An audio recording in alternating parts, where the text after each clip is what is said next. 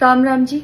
मुझे आप लोगों से बहुत ज़रूरी बात करनी है क्योंकि मैं 2 दिन से बहुत ज़्यादा परेशान हूँ क्योंकि कंटिन्यू मेरे पास डीएम आ रहे हैं कि ये जो लखनऊ वाला इंसिडेंट हुआ इसमें मैंने कुछ बोला क्यों नहीं, एक्शन क्यों नहीं लिया, थप्पड़ क्यों नहीं मारा।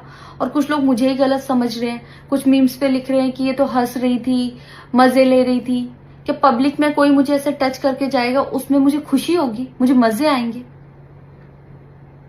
सारी बात ये थी कि जब इनका सॉन्ग के लिए मेरे पास कॉल आया तो मैंने सारी चीजें क्लियर कर ली थी कि इसमें ऐसा वैसा कॉस्ट्यूम तो नहीं है, कोई डबल मीनिंग लाइन तो नहीं है और इसमें ऐसा वैसा सीन तो नहीं है। और मैं शूट पर गई, शूट पे सब कुछ नॉर्मल था, मुझे कोई प्रॉब्लम नहीं हुई। जब इन्होंने मुझे लखनऊ के इवेंट के लिए बोला तो मैंने हाँ बोल दिया क्योंकि मुझे शूट पर भी कोई प्रॉब्लम नहीं हुई थी। और जब मैं लखनऊ में गई, मैं स्टेज पर थी, मैं पब्लिक से बात कर रही थी, पवन सिंह जी ने मुझे बोला कि इधर कुछ लगा हुआ है। उससे थोड़ी देर पहले ही मेरी ड्रेस वो न्यू थी, साड़ी में नीचे टैग लगा रह गया था।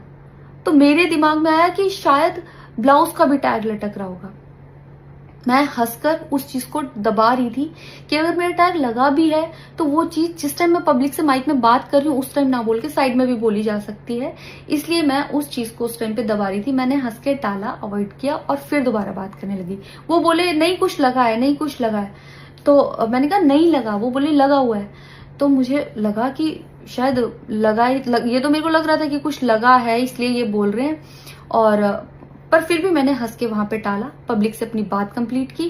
कंप्लीट करने के बाद जब मैं अपने टीम मेंबर से मैंने पूछा साइड में जाके कि कुछ लगा है, क्या लगा है, उन्होंने बोला कुछ भी नहीं लगा था।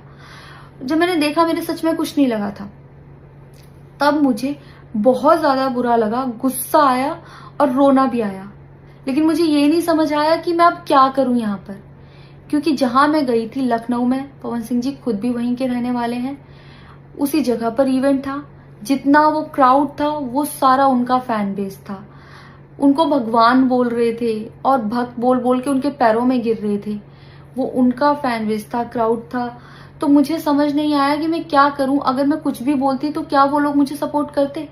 मेरे साथ कुल 3-4 बंदे यहाँ से गए थे, तो वहां जितना क्राउड था क्या वो लोग मेरा साथ देता।